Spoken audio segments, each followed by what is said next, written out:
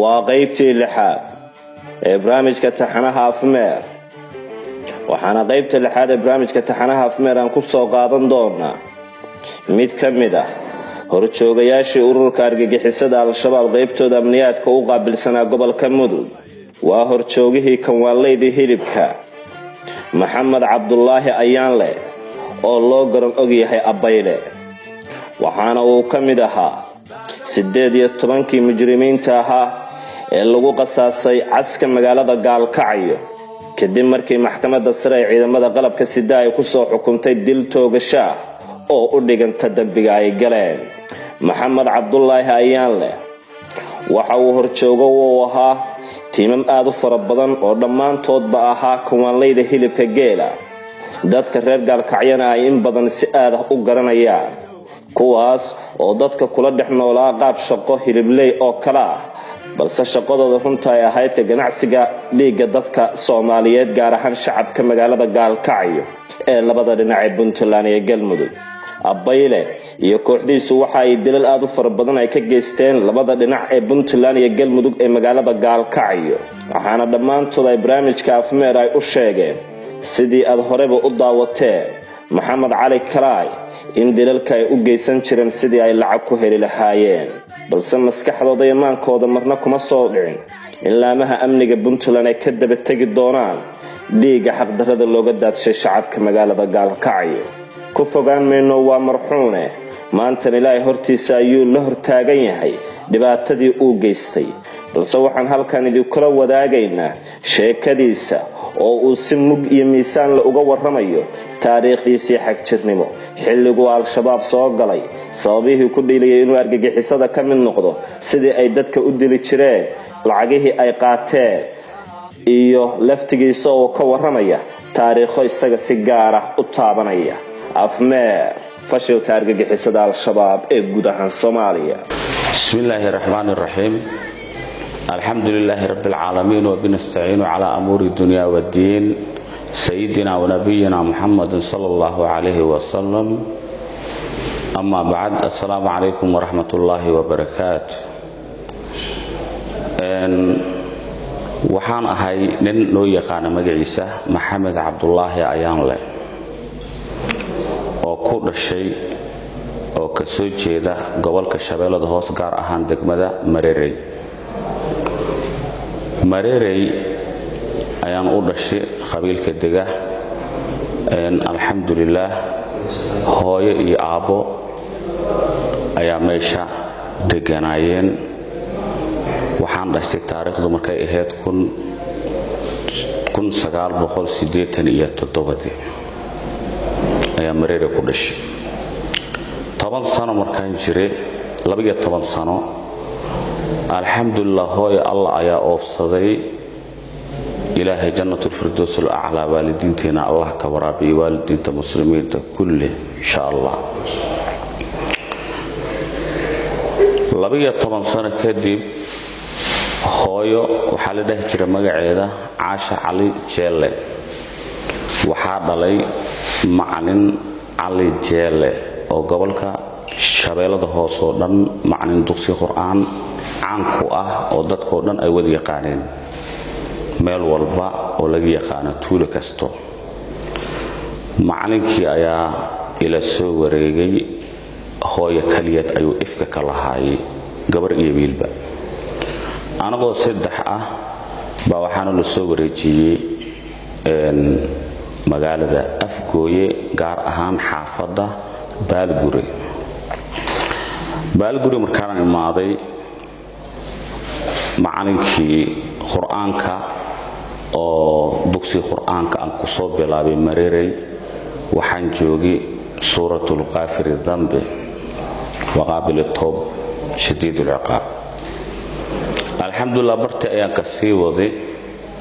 waa dhameeyay ilaa 3 jeer ayaan dhameeyay Qur'aanka 14 boqolka Qur'aanka Kariimka 15 sano markaan sii jiray ayaa waxaan codsaday in aan rabo in mustaqbal iyo nabad iyo meel xasilooni in aan ku hagaagi karo aan u arko dalka inuu ka yahay dhanka iyo Puntland abeenada markaa la joogay sanadii 2000 awow ayaan weydiistay waxaan ku dhahay awow waxaan rabaa in aad i fasaxdo wiilkaagii baan ahay kulle ninkii nool waa la iska soo warhay doonayeen i fasax waa soo baxay gaari ayaan soo raacay waxaan imaaday gaalkacyo 2000 baan imaaday 2000 gaalkacyo markaan imaaday habeenkuma aan hooyan calaa tuul gaari kalo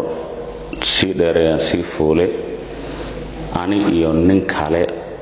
lagu soo daray markaa oo la dhahay niyow haddaa booso u sii socotid wiilkan ii sii kaxee wiil ma aha haddii asagu oomo bi isiin kara iska tabar yar wiilkan waxaa samaysaa wiil degan magaalada Boosaaso oo magaaladan Baalguri ku dhashtay igu sii hagaaji waa soo baxay hagaajin kadib ninkii isoo kaxeeyay wuxuu igu hagaajiyay ninkii la soo diray Maxamed Cabdi Isaaq oo jooga magaalada Boosaaso xaafadda Masjid Rahma wuu i keenay mar allaal markuu i keenay wuu xiiraniyahow adoo noocan oo yar maxaa ku soo kaxeeyay maxay tahay xaaladaadu say wax u jiraan maxaa dhacay niyo waxaan dhahay dalkii waxaan u arkaa in ay ka wanaagsan tahay dhankii Puntland meel kale amni baan ugu yaabay iyo mustaqbal la'aan ana u arkaya Puntland inay tahay hooyada samata bixisa Soomaaliya markaa baa waxaan ku soo degay ninkaas ninkii abeenadii wuxuu yiri shaqo dhagax kama shaqeyn kartid shaqo kale ma qaban kartid waa yaab maxaa sameynaysaa niyo nin rag baan ahay baan ku dhahay walow dhulka baan xaaqay meel un madax ii gali shaqo ii samee ninkii wuxuu yiri niyo baalash la ka war haddaan noqoto aad waa fiicantaan ku dhahay saaxiib waa shaqo rageed laba baalash ayuu soo galay casaan iyo madow labadii baalash ayaan soo gatay waa shaqo tagi runtii maalinta ugu horeysay magaalada kala ma aqoonay waa dhumay khatar ayaan galay maalimaha kala caadiyan u la qabsaday alxamdulillah waxaan noqday nin alyoomkiisa la soo baxayo 30ka 20ka marka uu qiim u leeyahay lacagta waxa ka socota Puntland boqolka shilin Soomaaliya waa markaa ka socoto halkii ayaan la qabsaday 2003 ayaan waxaan ku biiray kabaanka hilibka asaga uu ka shaqeeya ninkaas saaxiibkayga ah oo lagu soo xiri oo la dhahay ninkaas ii qabo buu xiirinayo markaan anu waxaan ku dhahay nin markaan daasad wadi kar ma ahi xogaa meel madax ii gali shaqadan iga bedel wuxuu yiri shaqadu waa ka bedelayaa diyaar baan u ahay inaan ka bedelo diyaar mu tahay ha maxaa rabtaa inaad shaqo gashid hadda xoognin la hebaa tahay waxaan ku dhahay hilibka xataa waa kala shaqeynaya hilibka hadda igelis xataa igama daro jornaati waxa uu khaalisa markaa ninka loo qoro 15 kun 20 kun ninka hadii loo qoro wuxuu isku arkaa ninka maanta alyoom fiican inuu helo uu yahay 3500 baa waxa lagu cun jiray saxanka bariiska alxamdulillah barwaaqada intaan la eeg waxaan ku soo maray Puntland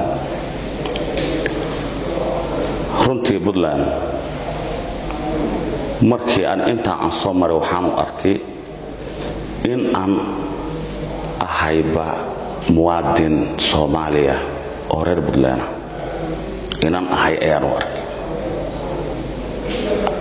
waa alxamdulillah qofka aragtidiisa nina si uu aragnina si uu qaaday anoo sidii tabti ku jira baa jornaatiga wuxuu gaaray 50 60 inaan helo 60 iyo 50 inaan helo baan gaaray alxamdulillaah 2006 guur ugu horeeyaan guursaday waa guursaday wiil baa lagu curtay ma sha Allah oo hadda jooga wiilkii markaan ku curtay 2007 baan waxaan galay shaqo kale oo ah tahriibka inaan raro oday adeer ii ah baa tahriibkii soo galay tahriibka hadduu soo galay islaam baa waxay tiri gabadheeda waxay qaadatay dahab gaaray $6,500 dahab gaaray $6,500 bay inta qaadatay waxay la aaday Nairobi war liskama hayo adduun waa isku wareersan yahay adeerka intay soo qabatay waxay tiri adaa tuugi kamid ahayee kaale oo meesha guri u dhow dariska ah buu adeerkay deganaa oo tahriibka aan ku diyaarin jiray oo dalka Yemen iyo dhulka aan u dhoofin jiray isla 2007 baa waxa ka dhacday in ay noqoto 2008 inta u dhaxaysa taariikh xun baan ka maray Boosaaso anoo u arkay hooyada Puntland waxa lagu sameeyay wax ma aha runtii qof aadana u dul qaadan karo oo sameyn kara xataa ma aha waxa dhacday islaantii waxa qabay gabadheedii baa nin waxa qabay sarkaal ah BS ka shaqeeya sarkaalka wuxuu yiri dahabka maqan hooyo macaan ana baaray ragay uu soo wareejay ani adeerkay oo masaajidka ar-raxma ku dukeeyna baa waxaan arkay meesha leela calaab soo istaagtay kadibna waan la qaaday khabuur ayaana la geeyay Boosaaso khabuurhii Boosaaso hadana la geeyay jirdil si ilaahay og yahay bay u dhacday adeerkay wuxuu yiri war maxay isku haysteen maxay tahay waxaan dahabkii soo maaha waayaa waxaan ku dhahay adeerkaaga wuxuu ka qariyay oo meesha yaalabo dahabka la raadiyay ama asaga haya yaa bayaan ila noqotay iyo waxaan la tacajiba dahabkii gabar buu magaalada ka yaqaan markaas ay asaga ruuxiisa khadadii u keento soo soo wadi buu wuxuu keenay wiil gabadhan ay taal soo kaxay dahabkeeda hayse gabar bay u dhiibtay kiiskii waxaan ku gaarnay 22 nin ay 6 dumar ay tahay khabuuraha Boosaaso habeen madow dhibaato atuun waxa uu yaabadneed islaanta guriga dariska la ahayd baa waxay tiri ninka madooban oo ka shaqeeya kabaanka hilibka abayle tuuga guri u soo dhacay waa asagee lacagta asaga dahabka asaga qaatay markii meel kale laga maraadnay gaariga laga soo saaray waxa la dhahay Soomahan kan ha markaas waxa ku dhahay eed ma aniga aha waa adiga tuug dhalinkiis meesha waxa igu bilaabatay wax inama caadi ahaan lagu sameeyay il iyo caro wareer inaan ka baxana waadiidi waxaan ku dhahaynaa dhacdooyinka ay ka mid tahay waxaan wixii dhaca Allah ma sarafa anina karo saaxiibaan ahayn baa wax la soo saaray in lacagtii anaga aan bixino 6,500 dahabkii ayaa la soo qiimeeyay 6,500 waxa la idinka bixinaya anina karo saaxiibaan nahay Yuusuf la dhahay markaa hadda Muqdisho ku sugan lacagtii ayaan aruurinay oo masaajidaha ar-raxma masjidul aqsa warqadooyin geesanay Allah wanaga sakhir lacag markaan ilaa 4,000 markaan helnay 2,500 ay naga dhiman tahay ba islaantii waxay ka imaatay gabadheedii Nairobi haday ka imaatay gabadhii waxay tiri hooyoy waa gafi waana soo noqday alxamdulillah Allah waa i keenay waxaan qaatay dahabkii ra'iisul maalku ahay ana qaatay kadibna markaan tagi Nairobi tuug ayaa iga dhacay islaantii waxay ku noqotay mucjiso halkaas ayaa sokor ugu soo booday 22 meesha joogayna way kala yaaceen cid cafis iyo say wax u jiraan iyo wixii waa helnay midna male saaxiibkii ayaa ii dhabaaqay wuxuu yiri niyahow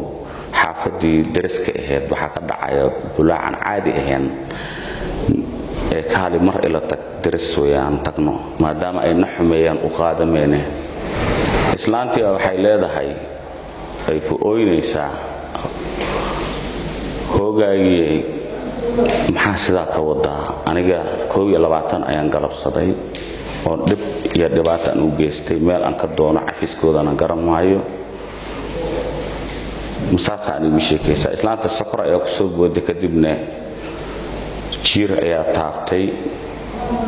lugta ayaa la jaray kadibna way socotay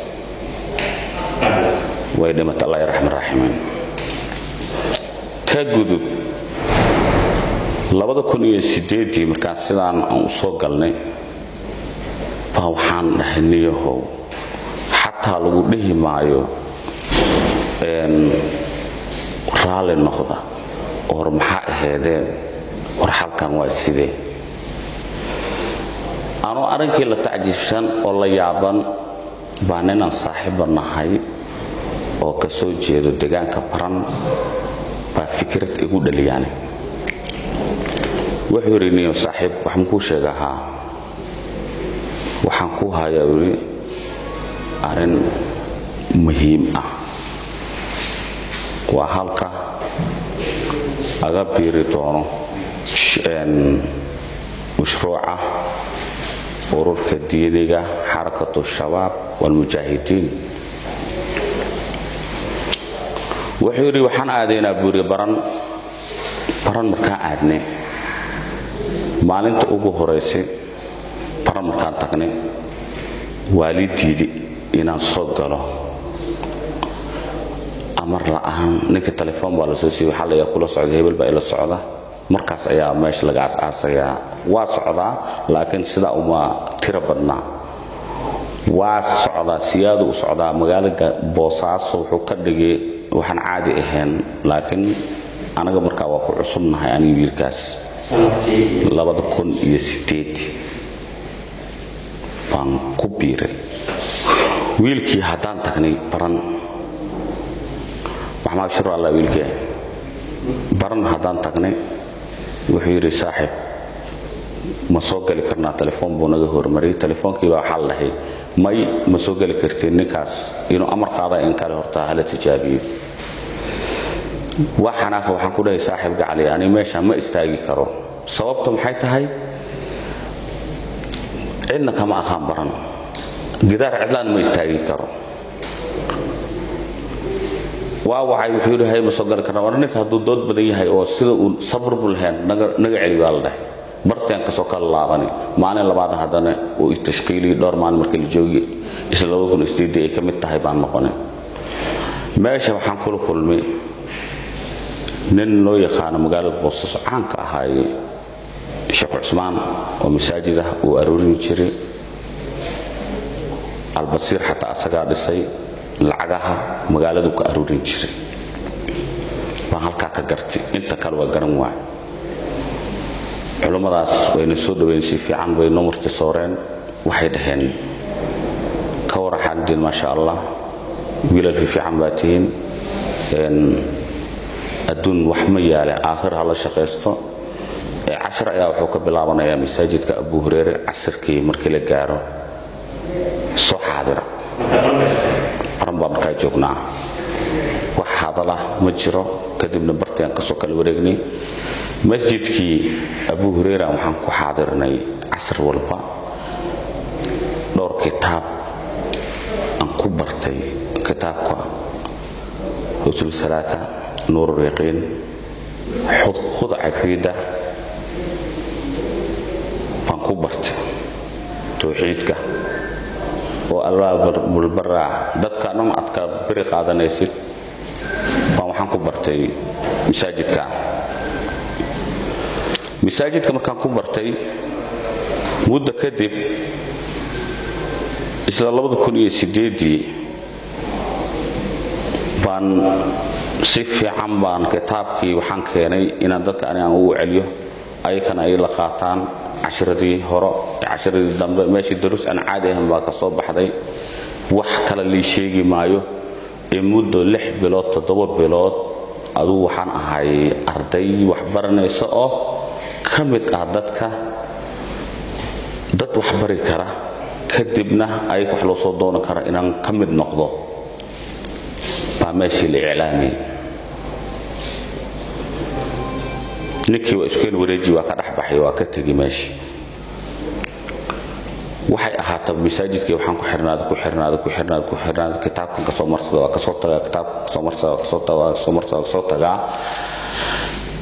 markii dambe ninkii igu soo noqday saaxiibkii ahaayo xariirinta dadka iskeen xariiriyay harir barnaamijka ahaa waa ku sheegay magaciisa maxamed abshir waan ku dhahay waxaan ku dhahay saaxiibka xaliyay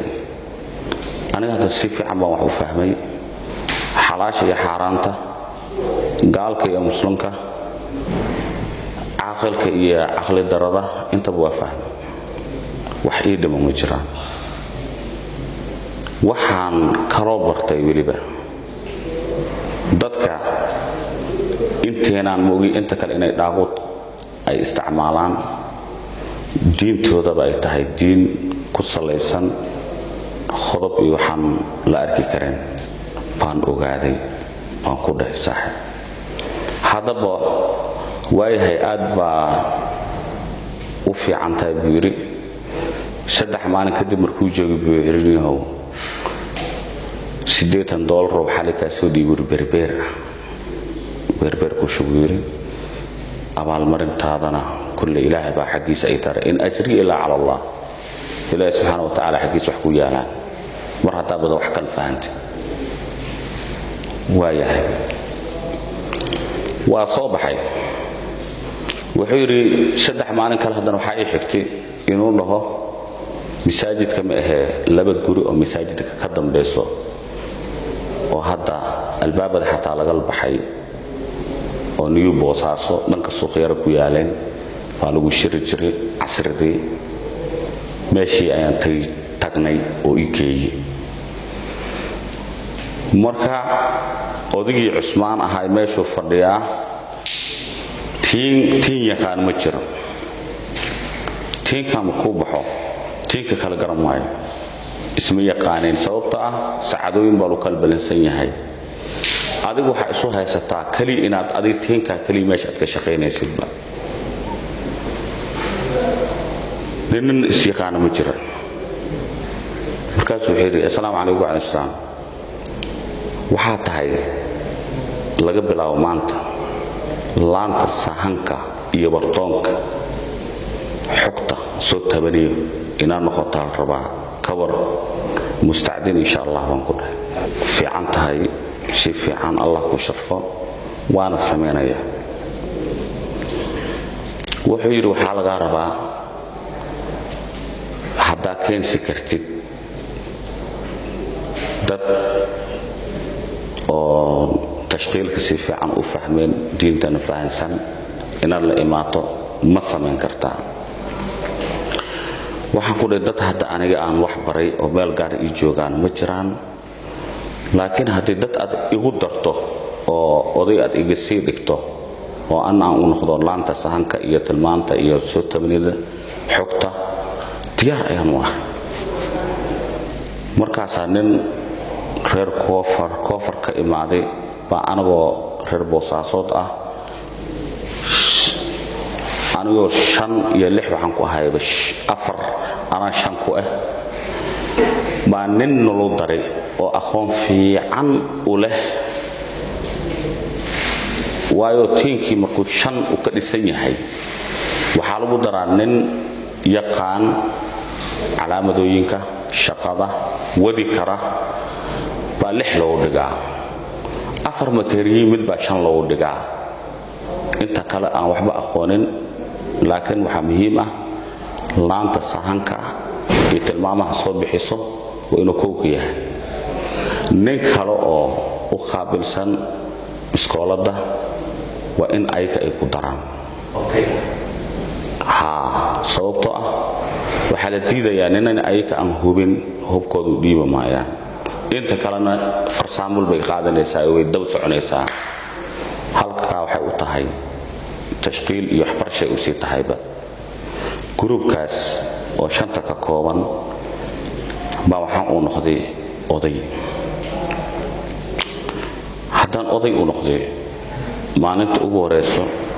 meel inta la wada fadhiistay ayaa waxaa la yidhi inta noola yeeray baa waxaa la ka warama maxaa samayn karteen ninkii wax tuuri lahaa horta waa lahayaa laakiin idinka wax ma samayn karteen qaabkay markaa aad u shaqo tagayseen aad u doonayseen ajar waxaan ku dhahay kulle aniga waxaa ii dirtay waa soo bixi karaa dadka kalena adaa igu daray ninkaana nin hubtid hadduu yahay kulle waxaa dhib ka imaahaynin adaa taqaanid odaygii cusbaan ahaa baan aniga intaa kelmaddaa yidhi waa soo baxnay waxaa la dhahay ilaa muddo 3 maalmood baa waxaa laga rabaa in aad ku raad joogto dadka xukuumadda dadka xukuma sida gudoomiyaha maxkamadda oo kala ahaan diinta islaamka aan wax ku xukumin baa laga rabaa marka hore inaad ku guuleysataan kadibna wixii kale shaqaana la diray muddo 3 maalmood baa waxaan tagay suuqa meel xafiis ugu yaala odaygii Allah u naxariisteen Sheekh Maxamed Cabdi Abaar baan ugu tagay dhowr maalmood kadibna waa soo tabaniyay waxaan ku dhahay ninkaas xiliyada uu meesha fadhiisto casradii oo kala ahaan buu imaadaa waana nin baa meesha soo fadhiya ninkaasna nin kaliya waardi oo ahabo iska dayacan yahay si fiican shaqadiisa uma gutada wax badan baan 3 maalmood kala ahaan baan soo tabaniyay okay ninkii faraha fududaa lagu soo daray maalintii kale iyo laba kale labada kale waxaa lagu soo daraa ninka wax ku dhufto ninka kale geesaha uu ilaalinayaa wixii ka soo dabayaacay buu si fiican u fiirinayaa ninkii laanta sahanka ahaayna barto ayuu asoo taagan iyo waliba meesha dhibka ka dhacay inuu ku sugnaado rabaa in muddo san ka dhaqaaqay bartii aan soo galay suuqa dhexdiisa maacuun baan ugu iibiyaa waxaan iska dhigay in maacuun iibsanaya kuwii baan dhahay soo dhaafa kii meel buu aaday shaaxmiya wax noocaas u doontay meesha waa leebaro salaada maqrib markii sidaa loo galayay buu ninkii madax ku dhuftay kii kale kamarkuu dhaafay kii kale sii dhaafay bartii aan ku tagay dadkii inta meesha imaanaysay kulle wax ka hadlay male waa la soo dhoobmay bartii aan ka soo tagay marka uu horeysaan shaqada koow aan bilaabno anagu gariireena taas ayay ahayd 2009 ma fahanti waa soo baxnay waxaan u arkay culimada inay tahay culimo diini ah oo ay tahay 3 baa loo galaa culimada al-shabaab waxaa loo galaa 3 nin ciil la yaabay oo dhanka cadaaladda waayay al-shabaab inuu ku biiro iskuma hayo inuu ku biirayo dhanka cadaaladda nin waayay ninna wuxuu u galaa caqiid ninna aarsashaal oo qabiilkiisa yar oo qabiil kale rabaa macnaha inuu ka cadgoosto 3daas ayaa loo galaa lacag waa iska ajuuro wax nafla maahan lacagta ma fahanti bes waxaan ahaanaba bes 2009kii shaqooyin far badan nalma dirin taasi timar haddaan ku guulaysan waa fiicantii baan la dhahay waana la gadoonsiiyey waxaan anaga ajuuro u lahayn أنا إلى وحي وحي جروبكي وحي بان سوق القاضي كلا وريجيي لعك وحاجر كلا وتجابي 20 مليون oon la isiinin laakiin oo lagu sugayo in aan hayn karo inaan bixinayo labadaba dadkaan macnaa ay u tijaabinayaan dhanka amaanada sidaan ku ahay si kale macnaa lagu tijaabinaya wixii baa meel iska dhigay 2010kii shaqooyin kale way socdaan howlgadu way socdaan waa la wadaa laakiin anaga tiinkeena waa marka uu horeeso qofka loo matirin mud tiinka oo aniga aan ku ahay qaaba waxa dhacday ayadoo xaaladii sida ay tahay oon ka qoomamaya oo dhahaaynihow war maxaa dhacay say wax ka noqdeen falbaad ku leedahay adaa tabani maadaama aad gacanta horees aan lahayn gacanta labaad aan lahayn laakiin isu keenay waad dambiil weyn ayaad noqotay marna waxaan isleeyahay inuu marka hore wuxuu ahaay ka leexo qoraaga bax anoo sidii ku taratumaayay maalin ma kamid ah isla 2010kii bishii 7aad baa waxa dhacday in saldhiga minjir iyo saldhigooyinka la iska buuxiyo madax la iska soo xiiro waxa dhacday 2010kii bishii 7aad 20keeda anoo kabaanka hilibka jooga baa waxa maqlay suuxii shaqada markaan ka baxay waxa xiran xal banaadir waxa xiran dhinaca iyo dahabsheel waaraad ayaa dhax taagan anoo shaqadii ku jira ayaan baxay shaqadii ka baxay waa dhameystay shaqadeedii ooliyan waxaan ku wataa caag waxaan rabaa gaari meel iyaalina ooli ka badaysto kadibna gaari aan ku baxo dharka soo bedelo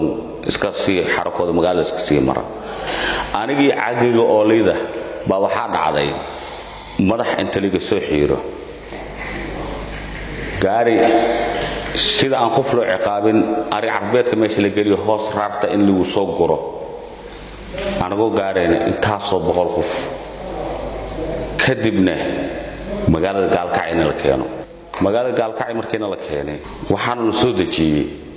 meesha qaybta markiina la soo dajiyay baa waxaan u wareejiyay galmudug si xun bayna la dhaqantay gaarigo dadka saaran bay dadkii ka degayaan anagoo dhowr qofood oo hal gaari buuxa ah gaarigan gaabinayo si fiican u dheereenin baa waxa bilaabtay dhashiik naga degan cala sanjiidina ku taale waa ka soo degnay waa anagoo ordeena gaarigan ka soo kala degnay xagee aadna meel noo dhow male gaalkacay oo muuqata magaalo kale noo muuqata banaanka magaalada gaalkacay bariga gaalkacay ku sugan abeenada halka hada fiirist waxa is leedahay ma dad baa madax madow waa maxay shay waxay yihiin waa raafka xili raafka waa raafkii dadka ma gudbinay gaalkacay soo wada galeen gaalkacay markii la soo wada galay haafka baasad wuxuu gaari 20,000 asoo 15,000 maray halkaas waxaan ku soo degay niman hilib leh dadka inta badan booso go'aan bay ka gaareen waxa la heniyahow maxaa dhacay weligeed qarax baa dhac jiray Kampala waxa ka dhacay qarax uma dhaqmo Yoweri Museveni oo gaal ah xataa uma dhaqmin sida macna oo nolol dhaqmay Cabdiraxmaan Maxamed Farooro anagoo ah muwaadin Soomaali anagoo iska rabo inaan iska daayo halkaas ayaa waxaan igu dhashtay wax la itusay ayaa igu dhashtay in aawdiisa ayaa waxaan u sameeyay muddo 3 maalmood oo kala ah magaalada dhaxmaray inaan ka soo guuran rabo magaalada Boso waxa ay jiray cayaalka inaan ka soo guuro gabyad inaan ka soo guuran rabo oo ka imaado xarakada inaan ka baxo marro xarakada marka inaan si fiican u galan rabaada shaqooyinka ba u daayaba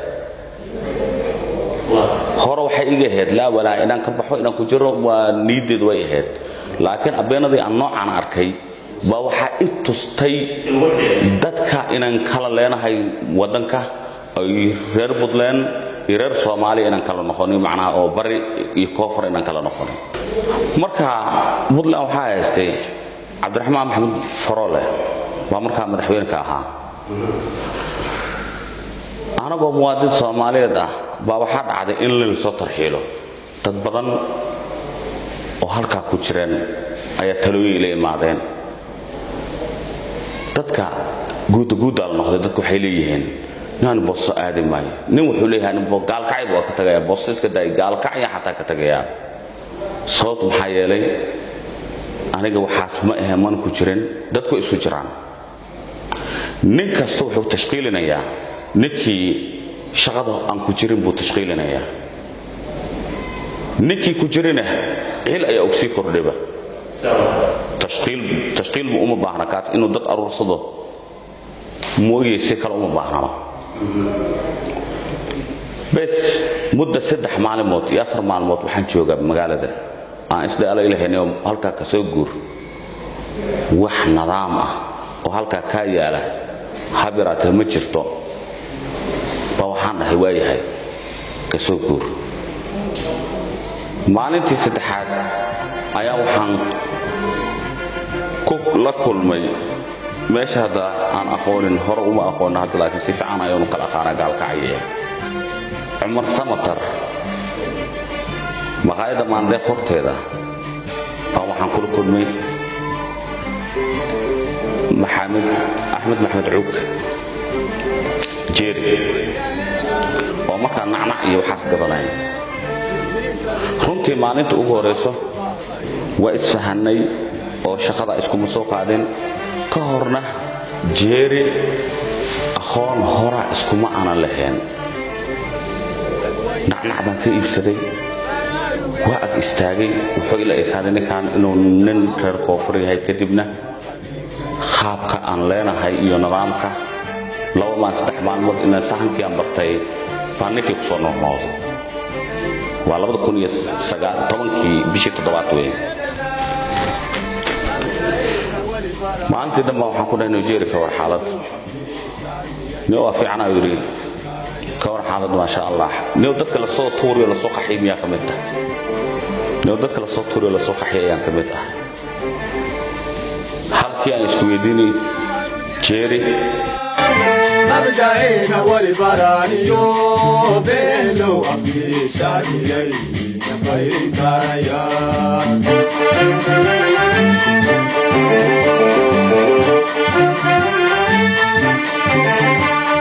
maya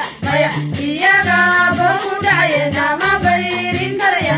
iyaga barku dhacayna ma bayrin karaya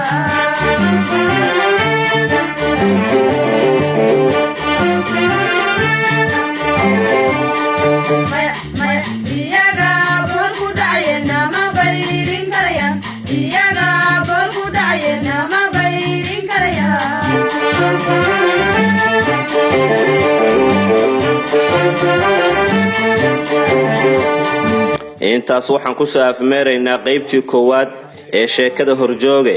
Maxamed Cabdullaahi ayaan leh oo loo garan og yahay Abayle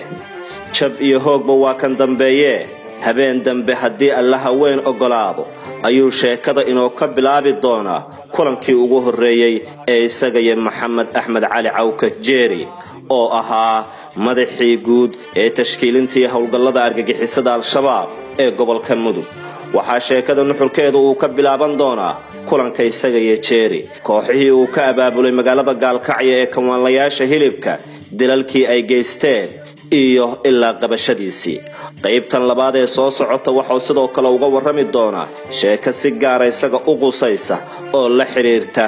khiyaanadii iyo dhabarjabintii ay ku sameeyeen horjoogayaashii isaga ka sareeyay gaar ahaan Maxamed Xaashim Muumin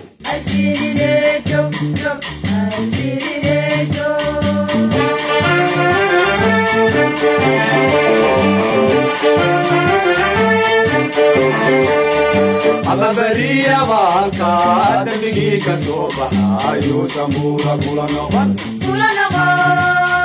kula noqon iyo sambuura kula noqon